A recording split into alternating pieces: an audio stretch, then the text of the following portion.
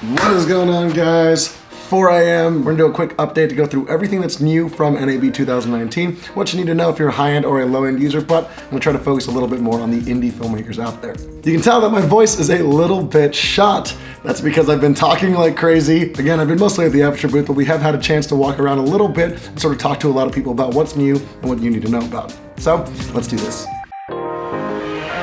Number 1, Sharp released a new 8K camera. There seemed to be a lot of attention in the show about this. Basically, they're demoing off the first 8K camera with a micro 4/3 mount, a 5.5-inch touchscreen. They're aiming mostly at YouTubers and content creators. Now, the camera that they were showing was an early prototype. The version that we saw only recorded in 420 8-bit, but they said that the final release should actually be able to record in 420 10-bit internally. Additionally, they said that the final camera should be able to do 4K 60 frames per second and 8K at 24, 25, and 30 frames per second. Now, to be honest, from the early prototype that we saw, it was kind of super buggy, but again, this is how prototypes work. I understand this as well too. Things that we showed at NAB are not really released for the end users, so a lot of the time companies are just trying to get feedback from the users at the show. So I think Sharp's in the same situation here. Moving on, Blackmagic also released a new Blackmagic battery grip for the new BMPC C4K.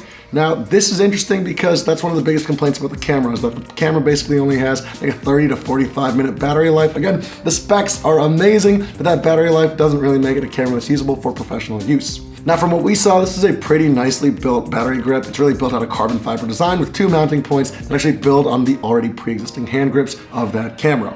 The strange thing though, and this was honestly a talk of the show, was that to use the actual battery grip, it doesn't use the LPE6 batteries that the camera already uses. It actually uses Sony NPF batteries, which again, are super common. You probably already have them laying around. Chances are you have more NPF batteries than your LPE6 batteries, but it is a little bit weird that the camera's gonna use one type of batteries and your battery grip is going to use the other. In my opinion, not super well thought out, but again, it is a solution for a really impressive camera. Next up is the Zcam E2. Now, a lot of you guys asked us to check this out. We saw it in the comments. The problem is, they totally did not have it at the booth. I know that they announced it. Apparently, I think I might have seen some photos around NAB of someone using it. However, we were not able to see one, and we did talk to the representatives. That said, they did have the E2 S6, which is basically their version of a super 35mm sensor that can shoot in 6K. So we did have the 6K version available, so we were able to check it out. It's basically a camera that's able to shoot with a 35mm sensor in a full 6K 48 frames per second, and it's also able to shoot in 4K at 60 frames per second, which is super impressive considering that the S6, which is basically able to shoot in 6K, they're promising is going to be about $5,000. And the 8K version, they're promising is about to be $6,000. So again, super impressive specs from this camera for the price. Here's the thing, I'm not an expert on this, but again, I am a part of Aputure, so I do know a little bit about manufacturing. When you make products like cameras, you're not actually making them from start to finish. Basically, what you're gonna be really doing is you're gonna be sourcing a lot of parts from a lot of different factories, which means that a lot of the major camera manufacturers are actually sourcing the same parts from a lot of different places. In fact, Sony makes like something like 90% of all the sensors in all DSLRs. So when we're looking at a company like Zcam, what they're doing is they're sourcing high-end cinema parts as soon as they're available, as soon as the factories are able to make them, they're pulling them together into a camera, but they're not spending any time developing their own image processing pipeline. Now, the image processing pipeline is what you're hearing about from cameras like Red. Basically, they spend a lot of time working on things like IPP2, which is their way of actually developing the color and having the camera actually render and use the actual hardware that it has to develop tasteful colors that look good to the eye.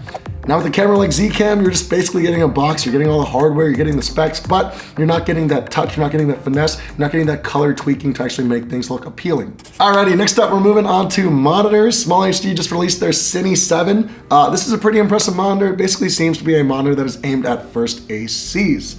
Now, the reason that this is because a lot of these cameras, they have menus that can only be accessed from the EVF of the camera. So in this case, this camera is actually going to let first ACs be able to control the camera through the monitor, something that we haven't seen before. You're actually gonna be able to control cameras like the Alexa Mini, the Alexa Mini LF, the Aria Mira, and you're gonna be able to change settings like frame rate, exposure. You're gonna be able to change basically most things on your camera without bugging that DP that's got its eye in the EVF.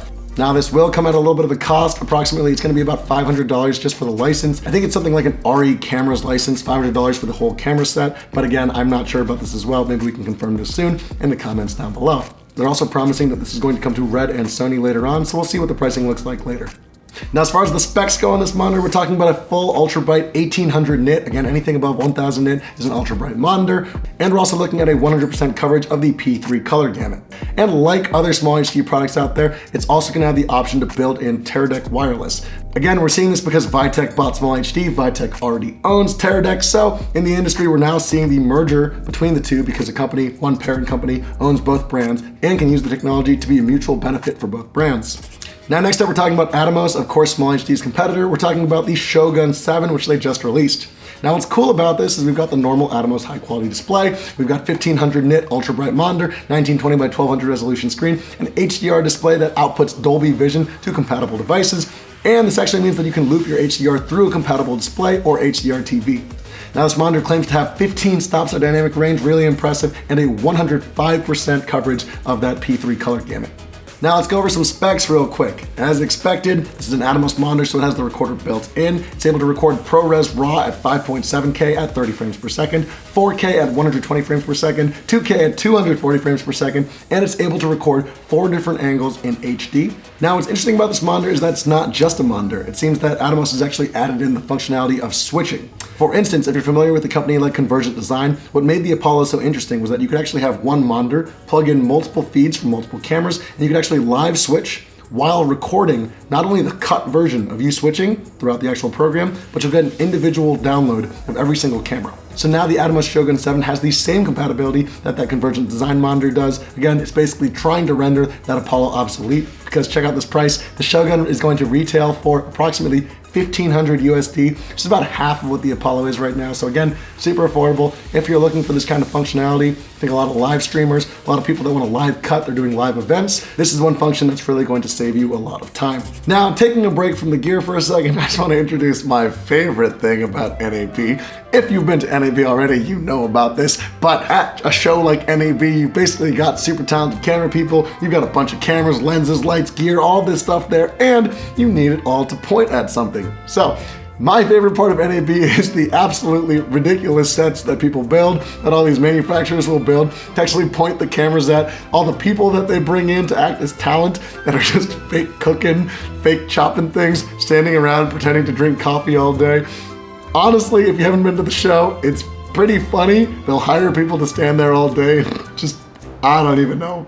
Alrighty, next up, we're talking about lighting. Again, I'm totally biased. I am from Aputure. I gotta represent the team, but because a lot of you guys asked in the comments, I'm gonna talk about what the new releases are from Aputure because I think they're exciting. Again, if you don't like this part, skip this part. Now, basically what we've got from Aputure is we've got the new Aputure MC, basically releasing the MC as a full RGB WW version of those M9s. They're the same size, but they're the brightness of an MX. And they come in a full 12-set wireless charging kit, and they're also powerable via, guess what? App, but we will get to that. Next up, we're also talking about the Aputure RC light. What the RC light is promising to do is it's going to be a full RGB WW light that will have no flicker no matter what frame rate you're shooting it at. You'll be able to control all of your color, hue, saturation. You can plug it into any standard light bulb, and you'll be able to control this with battery as well. And again, controllable via app. Finally, we're talking about the Aputure RGB light. Again, people have been waiting for this. We are really excited about this. Our goal is to be able to try to bring a full RGB studio light for indie filmmakers. If you want to compare it to some of the lights out there, the Sky Panels S30, this is basically going to be brighter than the S30. It's going to have better color fidelity than the S30. And again, I'm from Aputure, so you're hearing this from me, but we're gonna be able to post photometrics and color readings from other people very soon as well. Most products are gonna be released in the next 2 months. The RGB is gonna be coming out late summer this year, and the price that we're trying to set it at is approximately $1,600. And the Aputure MC is going to be priced at only $79 a pop and a full $100 a piece if you're getting the full kit with the wireless charging case. Now, as for pricing, the Aputure RC is going to be priced at approximately $59. So again, super affordable. You should be able to buy these lights in kits. They're gonna be priced at approximately $59 a piece. And then finally, we're releasing the Aputure app. It's called Sidus Link. Sidus is Latin for universe, and we're basically trying to build an Aputure universe of lighting. In reality, what this really means is that all the lights that we just talked about are not just going to have Bluetooth, they're also gonna have Bluetooth SIG mesh. And what that means is that all of your lights are gonna be communicating to each other. You're gonna have a full network of lights on set, and whichever light you're closest to, you're going to be able to control. And with the Sidus Link, we're also gonna be powering up all of your old Aputure lights, so things like effects, being able to control things wirelessly from your phone or an iPad, you will be able to do that even for the products that you bought about 5 years ago. In addition to the lights, there's also a bunch of new accessories like the lantern and the spotlight, but if you're interested in checking those out, you can go check those out on your own. Next up, we're talking about post-production. We're talking about DaVinci Resolve 16. You guys asked for it in the comments, so we went to go check it out and ask some questions. This was actually super impressive. It seems that DaVinci Resolve is actually rolling out a lot of updates to their post-production software. They added things like the cut page, which basically has a dual timeline. This basically lets you see your entire edit. It'll stack it on top of your normal edit, so you can actually navigate really quickly. Again, a feature that I haven't seen before, but looks really, really cool.